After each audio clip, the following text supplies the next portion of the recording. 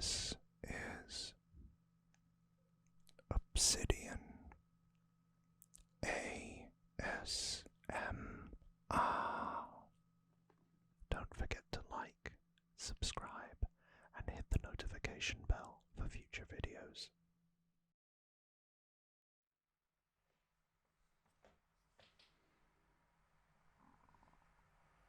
Hello, and welcome back to another Obsidian ASMR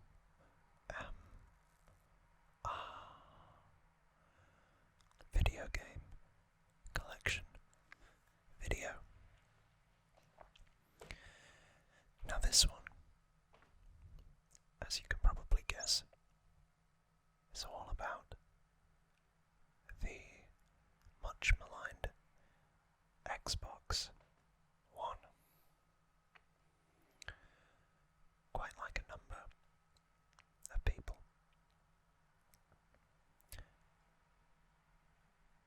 We were all expectant of a Xbox 360 successor that would be more powerful, more accessible, and basically just a jump from the super elite console that had come out before. And whilst the system was far, far improved, there was a lot of controversy surrounding some of the key features that we were expecting as consumers, such as backwards compatibility, and even more to the point, physical copies of games.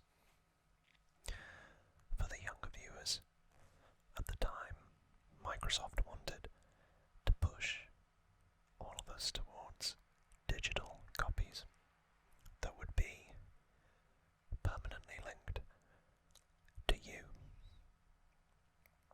Same with the physical copies, which meant that they were not only coming after the second-hand games market, but they were also, in the same swoop, not providing backwards compatibility, which was a cardinal sin of the PlayStation 3, because effectively we'd built up such a large collection, as you've seen, of Xbox 360 games that we wanted to play those on the Xbox One. So that's the setting. Now let's jump into it. The first game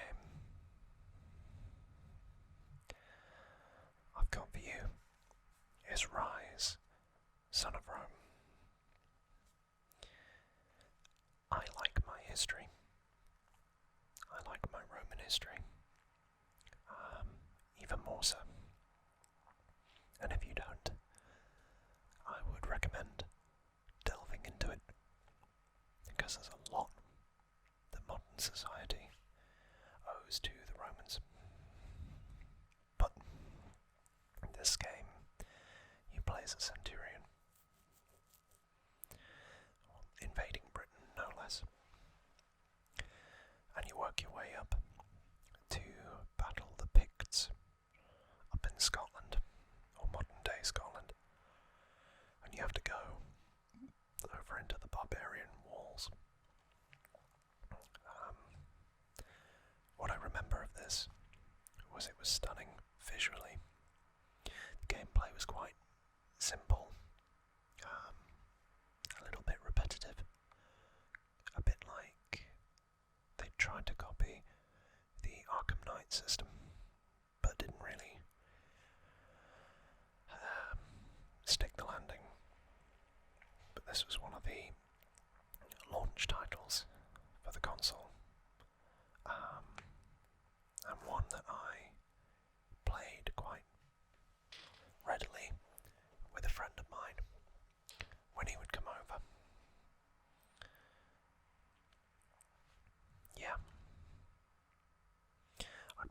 this a 7 or an 8? Probably a 7.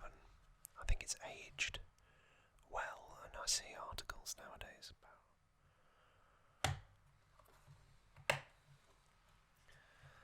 about there's the disc, wanting a sequel to this game, which surprises me.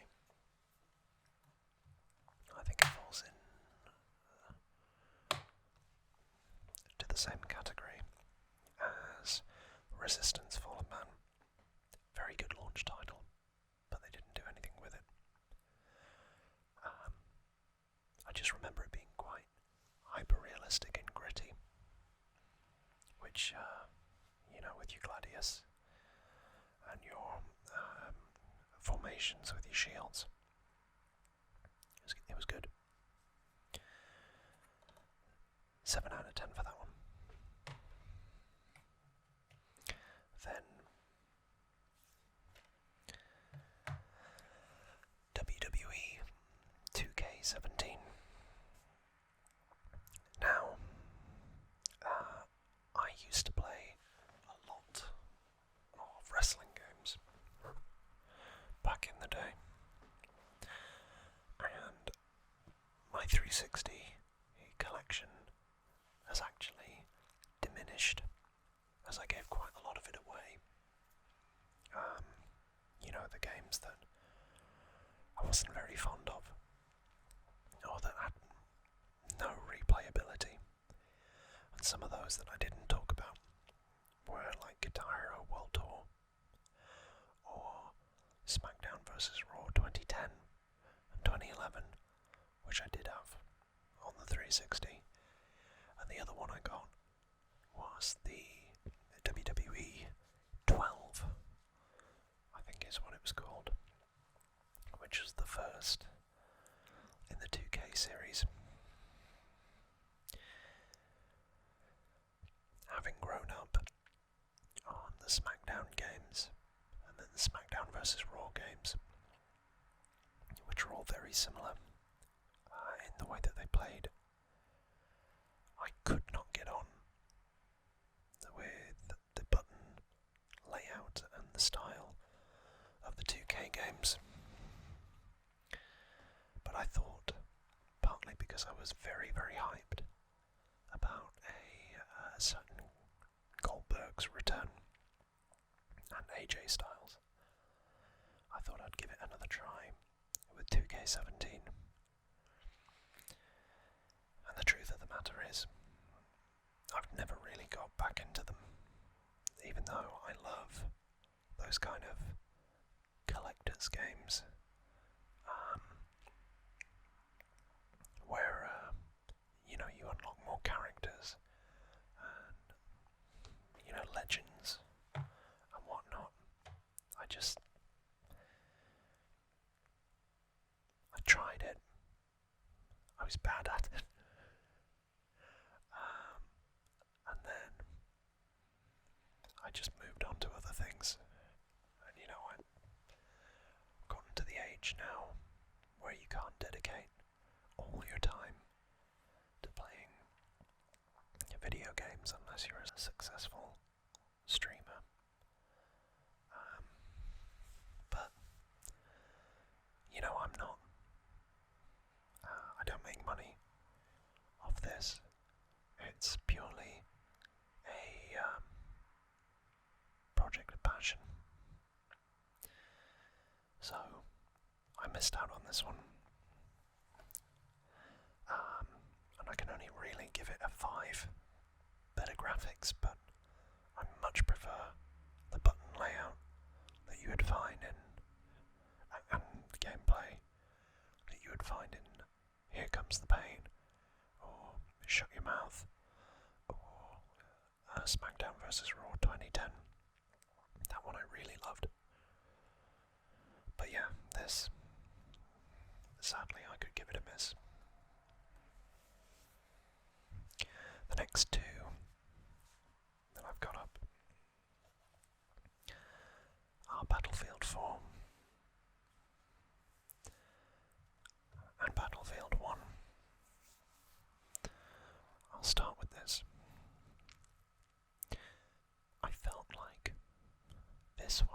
last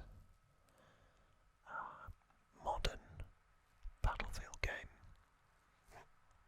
that could challenge, and indeed did challenge, Call of Duty. And then they've kind of lost it since then. Wow, a machinima score on the back, that's wild. Wild. So I remember this being huge, and as you can see it's got 2 to 66 players. But otherwise, I remember it being quite generic, apart from, the satisfaction of getting a crossfield snipe. I played it a little bit with friends and my brother, but at the point that I actually got this, I'd moved, and it's mad that this is 10 years old, just putting that out there.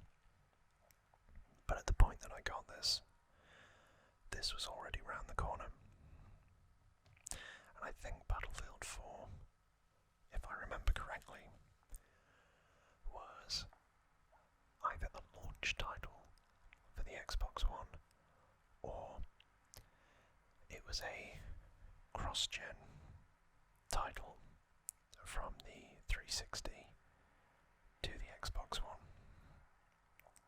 which sounds, in my head at least, more correct, or more likely to be correct. I think so. So with this, I didn't play much of it, but it was fine. I'd give this one a 6 and move that out the way. This, on the other hand, I thought was phenomenal. And I didn't just play this on the Xbox One. I liked it so much that I played it on the PlayStation 4 as well. And I put a lot of time into both. Madness, you might say. But the campaigns, or the war stories, were moving, cinematic, and unique. Something that I've never seen so expertly told in a video game. It really put you in the footsteps of World War I soldiers. The horror they must have faced when being confronted with a tank for the first time, or the dogfights, which were exhilarating when you bear in mind the graphics that we're dealing with in this machine. They were really something else. But then the biggest thing I remember with this is the multiplayer, and it felt quite good to go back to basics without all the high-tech weaponry and perks and all that kind of stuff. It was just you, a gun, a rifle, a pistol, a shovel, maybe some heavy artillery, machine guns or whatever, but they would affect your movement. And the game modes were great, team deathmatches, or I think there was one which was the 64 player multiplayer battles, where you had 2 teams of 32 and you had to stop them from progressing along the map, and they had a certain amount of time to do so. So you were either the defenders or the attackers. And I used to play that all the time. All the time. And there was nothing as satisfying as pinging a headshot with a sniper from across that massive map. It really gave you that satisfaction like nothing else would. I still think this is one of, if not the best wartime shooters that I've ever seen. And it amazes me that this is, 7 years old? But this was amazing. Truly, truly great. And for that, I would give it a 10 out of 10. And I correct my opinion. This was the launch title for the Xbox One. This was the best title. And then after this, they brought out Battlefield 5. But it just wasn't as good. This is the one. Really, really great. So that's a 10 out of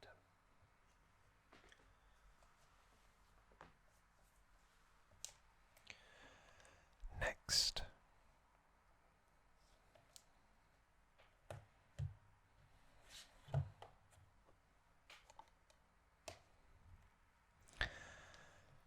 So, you all might well be aware that I am, and always have been, a Dragon Ball nerd. Ever since I was little. And you might, or might not, be aware of my series that I'm doing at the minute, called What Happened in Dragon Ball Z, where I whisper you through the events of the various sagas of the Dragon Ball Z story. At the time of this recording, we are at the end of the Cell Saga.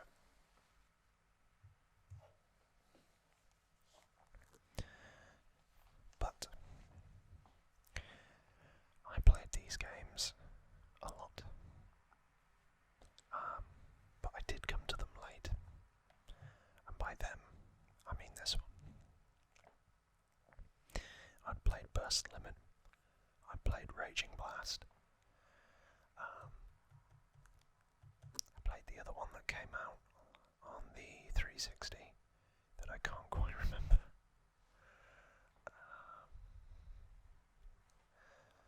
Is it Ultimate Tenkaichi? I played that one, I'm pretty sure. And then I think there were quite a lot on the 360. The ones I definitely remember are Burst Limit, Raging Blast, and I think Ultimate Tenkaichi.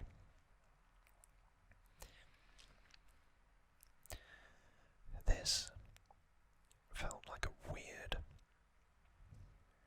hybrid of the Budokai series and the Tenkaichi series.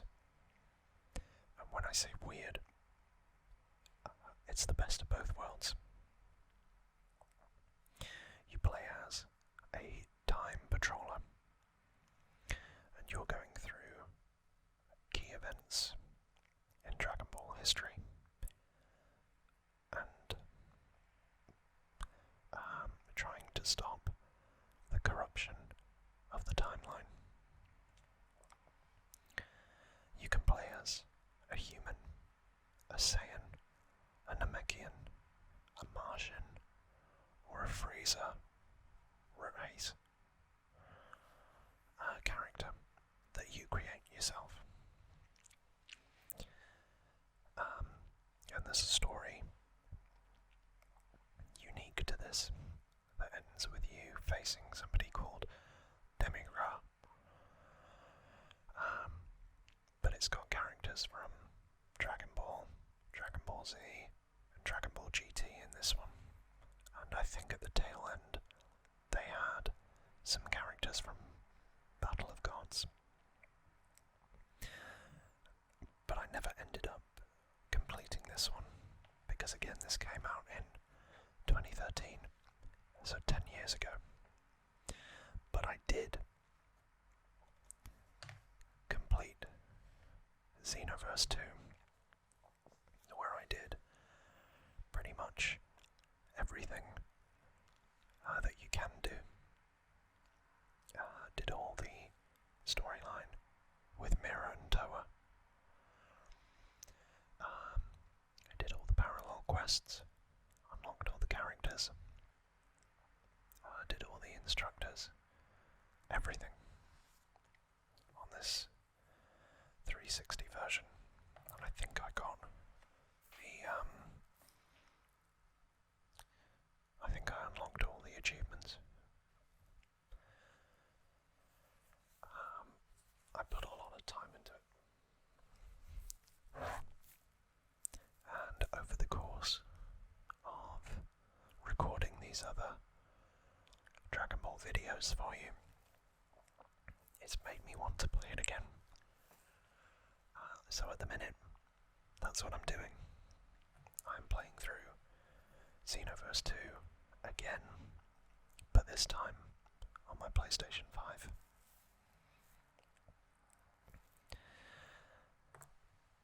So, I'd give this probably an 8 out of 10. It was good, but Xenoverse 2 was better. And that's a hill I'm willing to die on, for the sole reason that whilst this has come and gone, Xenoverse 2 to this day is being supported and added on to, and I was quite amazed actually, looking at it, how much content they've added in the 8 years, 7 years that it's been out.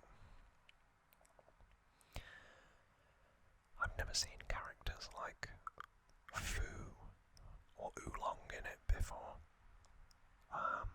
They've really doubled down on multiplayer, and they've added all of the content from Dragon Ball Super, Broly, and even more of the characters from GT that weren't in the game before.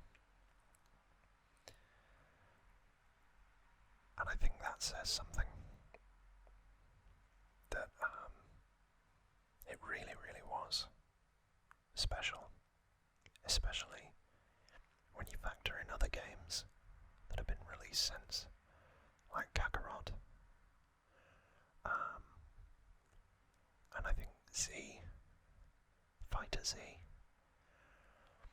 which was supposed to be better than this, but the longevity and the player base that is still on this game, even though, frankly, you could have completed the content 6 years ago, probably less than 6 years ago, it speaks wonders. And I'd also point out a lot of the storylines and the official storylines that have come out of this, like the Supreme Guy of Time, Fu, who's gone on and had like a whole character arc outside of Xenoverse 2 in another format that I didn't know anything about. The exploration of the demon realm and the connections to Deborah. It's been really popular, so I have to give it a 10 out of 10 for that exact reason. Other fun note, Android 21 was a character, I believe, that was originally created for Dragon Ball Fighter Z, the game. But she's come over to this. I don't know how many of the characters in Xenoverse 2 have gone over there, but again, points to this being the main attraction. And hopefully those rumours of a Xenoverse 3 due in Q4 2024 are correct. I would love a modern version where they take out all the loading screens and it just is seamless. That's the only thing that I think is negative with this.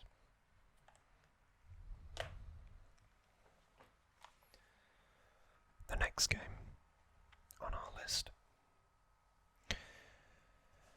I had such high hopes for, and sadly this is where not one but two franchises, in my opinion, really started to suffer.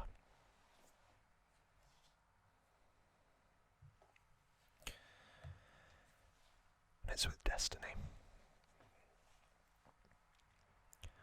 This was hyped to no end before it came out. Over 180 awards. A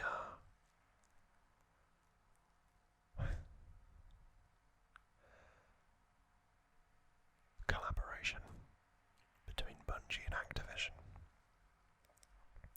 Bungie, of course, being the masterminds behind the much-loved Halo franchise, who had seen it through from Halo 1, 2, 3, ODST, and Reach to this point. Why did they leave?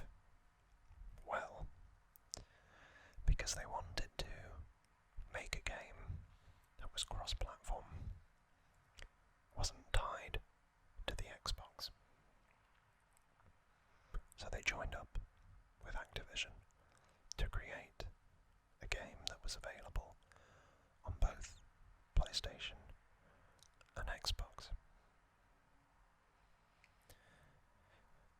What we, the fans, were expecting was another exhilarating, deep tale of lore and world building. What we got was a hollowed out shell. A very, very generic shooter that baffled even the most ardent of Bungie fans. And I believe, or I remember when I got sold this, they said that this game would have content for 10 years. 10 years. So, it still has about 4 months left. Up to 2024. Well, 2 months. But let's say March 2024. It didn't last that long at all, because the element of the story was threadbare, and it turns out that they cut most of what would have been the story to keep it quick to produce, and made sure they hit their deadlines. But that was the problem. People wanted rich story, not generic shooters. And the gameplay was nothing special. I'll be real. This was a massive, massive disappointment. And whilst Destiny 2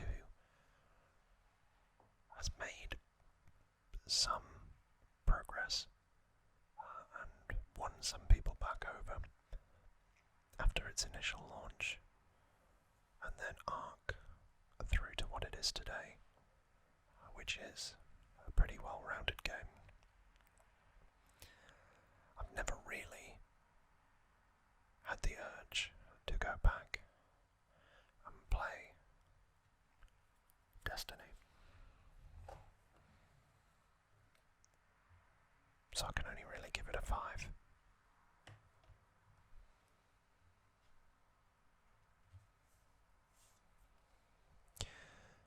Next up,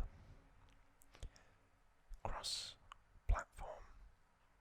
In fact, the only game that I know of that has gone through 3 console generations.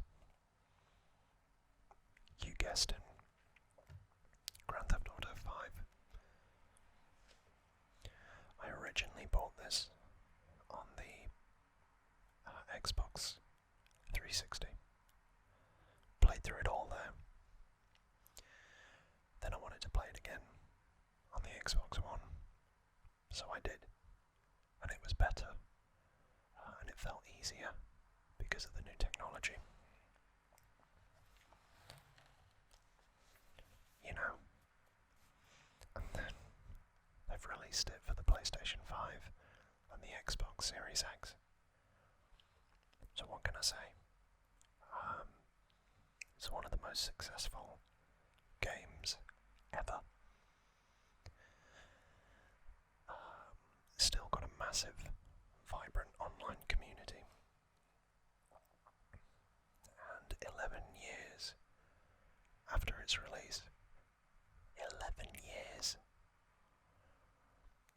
it is still going strong. And whilst we are waiting for a reveal of Grand Theft Auto 6, the player base is still content with this.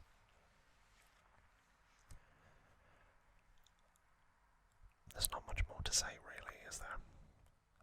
He plays Trevor, Michael, and I forget the other one's name.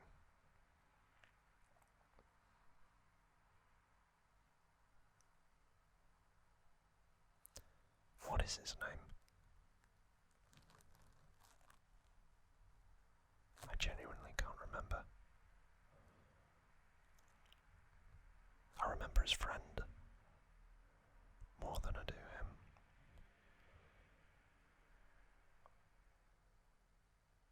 I don't know. But the map is huge. Trevor is very much a highlight. Michael is kind of sad and pathetic. I can't remember all the missions, but I remember quite a few, especially the one with Michael's wife and the yoga instructor, and his daughter, who goes on to a yacht where they're filming adult content, and Michael goes and retrieves his daughter. But yeah, it's stood the test of time, more so than any other Grand Theft Auto game that came out. You know, GTA 4 had a stint of about 4 years, so it's almost tripled that time. San Andreas, a lot of people will say, and I would, is the best game that they put out. It didn't have this longevity. So again, I've got to give it a 10. Got to. Even if I can't remember. Franklin, that's his name. Trevor Michael Franklin. Got it.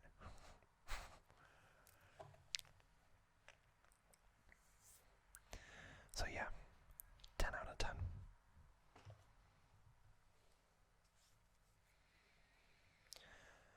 Oh boy.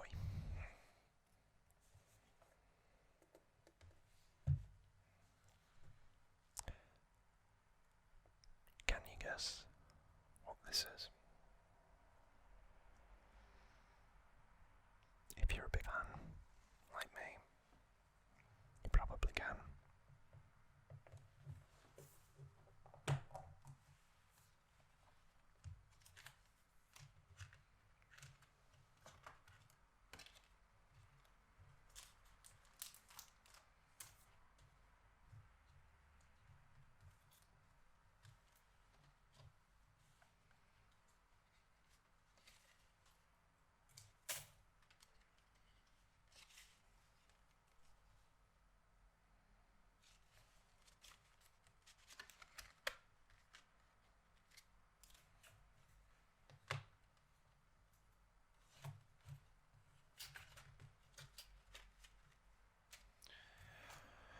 this is Halo 5 Guardians.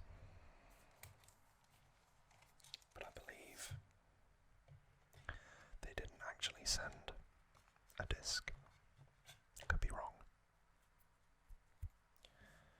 And it could be in my limited collector's edition that I got with the statues. And at the time, I really, really wanted this to be good. I loved Halo. I had some of my best times on Halo. I also met some people that I thought were amazing that didn't turn out to be as amazing as I thought they were.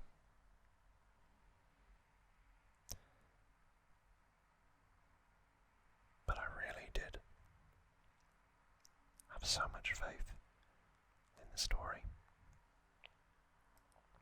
Partly because of the build-up and the preamble to Halo 4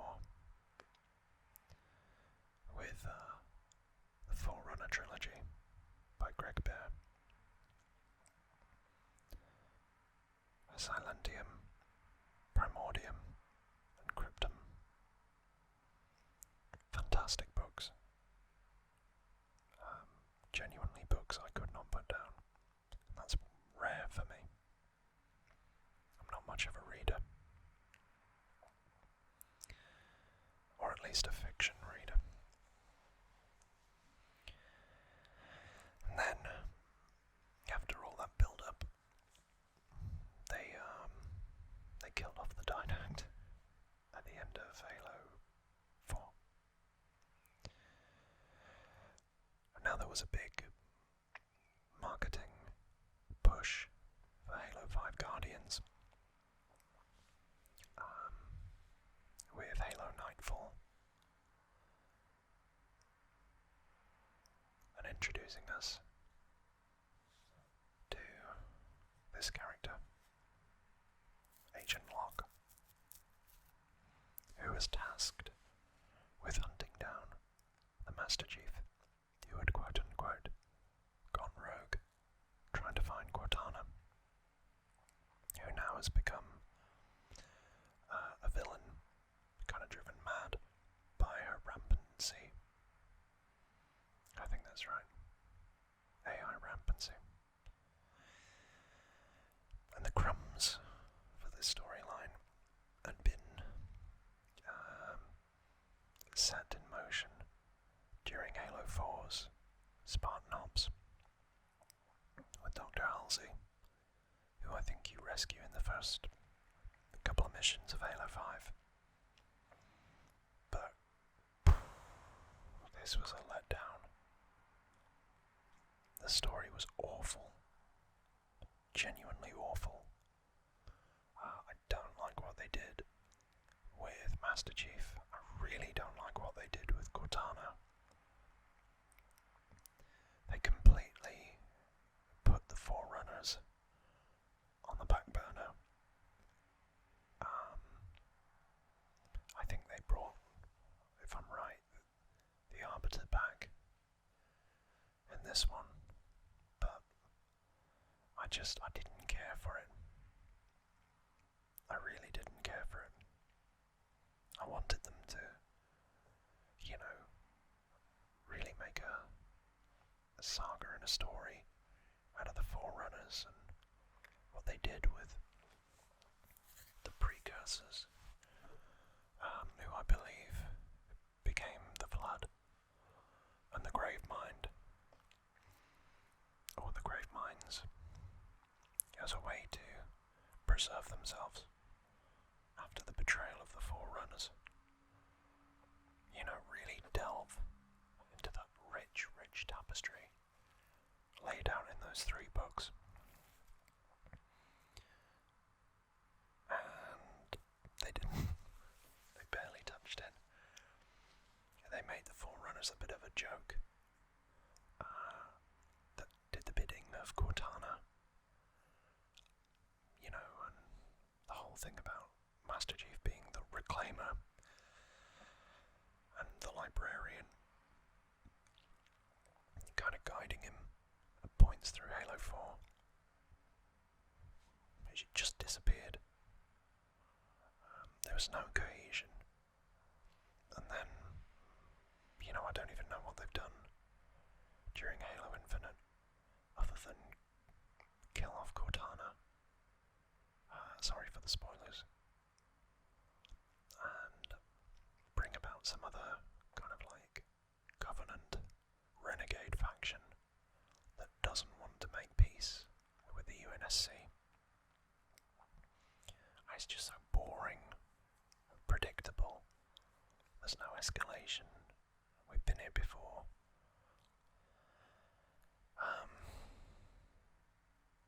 And yeah, 343 Industries have done the best they can, but sorry, I'm getting onto a rant. I just feel so let down.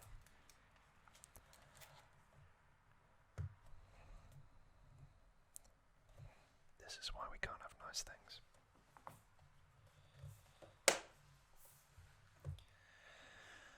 So begrudgingly, I would give Halo 5 a 5 out of 10. It just did nothing for me. I didn't want to play the online because it was too complicated. They're constantly trying to add new features, new gadgets, new power-ups, new this, that, the other. Just focus on your core gameplay. If you need all of these trinkets and add-ons to make it better than the last one, then something's gone fundamentally wrong.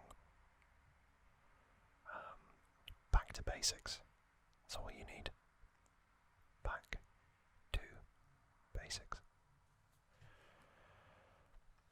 But if you're a Halo fan and you enjoyed Guardians and you think that I'm wrong, let me know in the comments below.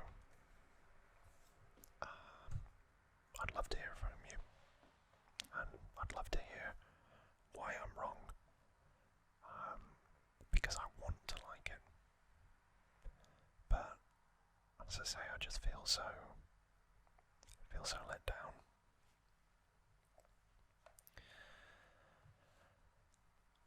A better game was Halo Wars 2,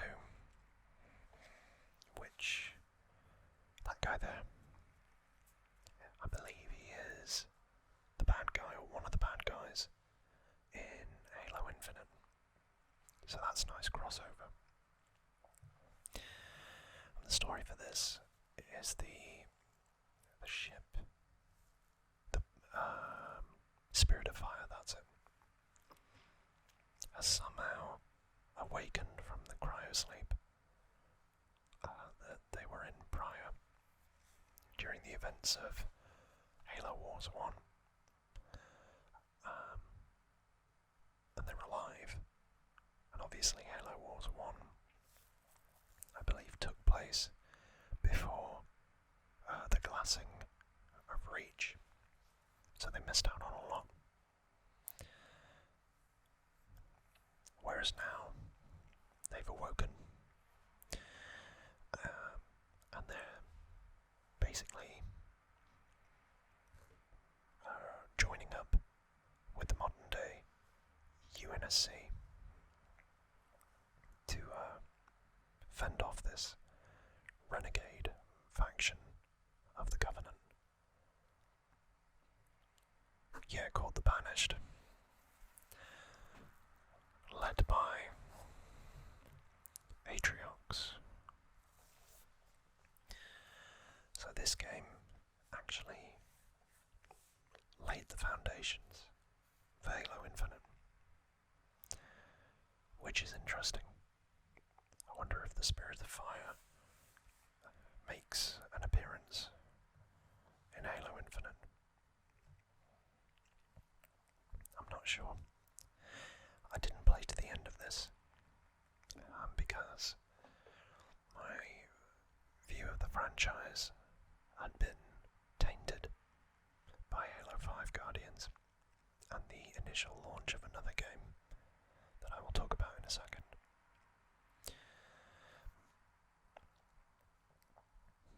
yeah, it was good. It was very much like the first one that I enjoyed, with a couple bits of additional tactical options.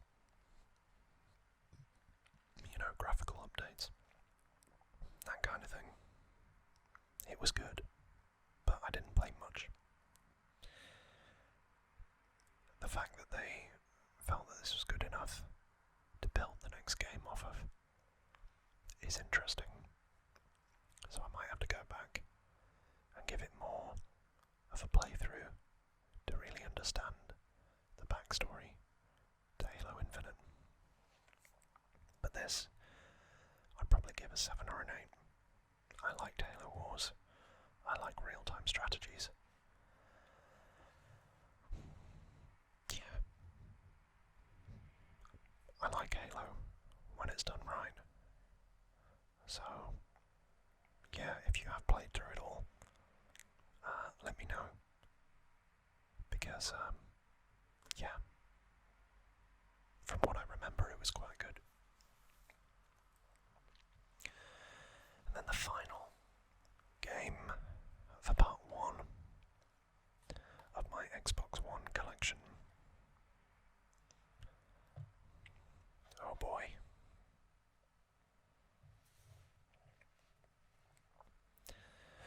The Master Chief Collection.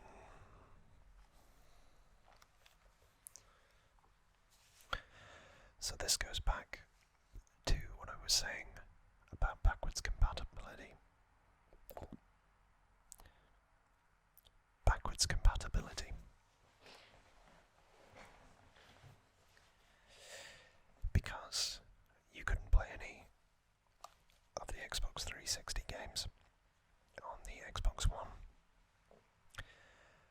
This meant they had to re-release, bearing in mind they just re-released Halo Combat Evolved, and Halo 4 was pretty new. This game did not do well. It really didn't do well to begin with. Halo 2 Anniversary was a highlight, but the initial take-up of this, the menu systems, everything like that, was pretty poor. Fans like myself were also a bit confused as to why it didn't have Halo 3 ODST or Halo Reach, two fan favourite games.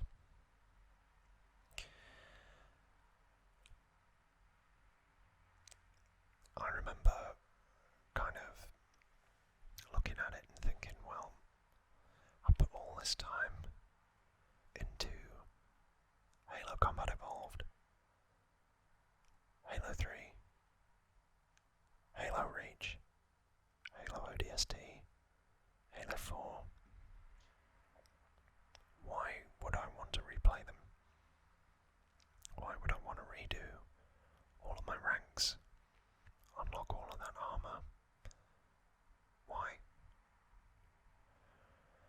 Why can't you carry across the save file, which, by the way, you could carry across the save files of all the other games that you had on the 360, I think. I could be wrong there, but I'm pretty sure you could. Why would I do that all again, just for this?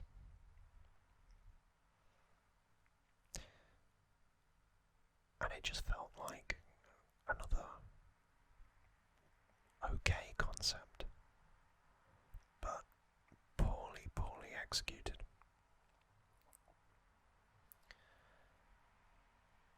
Now, I have it on good authority that after many years, this has had a bit of a Star Wars Battlefront 2 redemption arc, and they have added ODST and Reach, I think.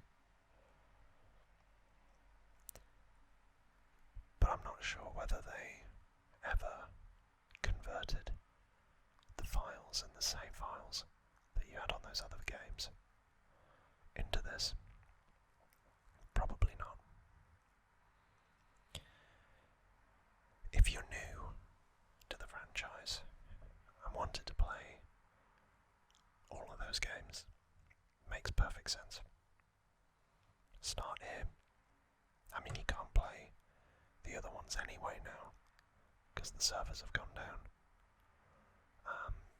So if you wanted to play the multiplayer, you have to do it through this.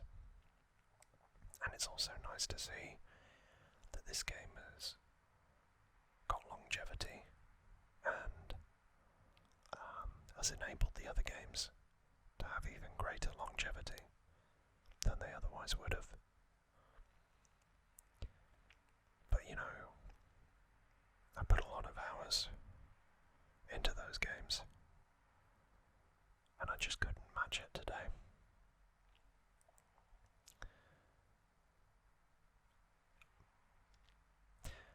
On balance, I'd probably give this a 7 out of 10.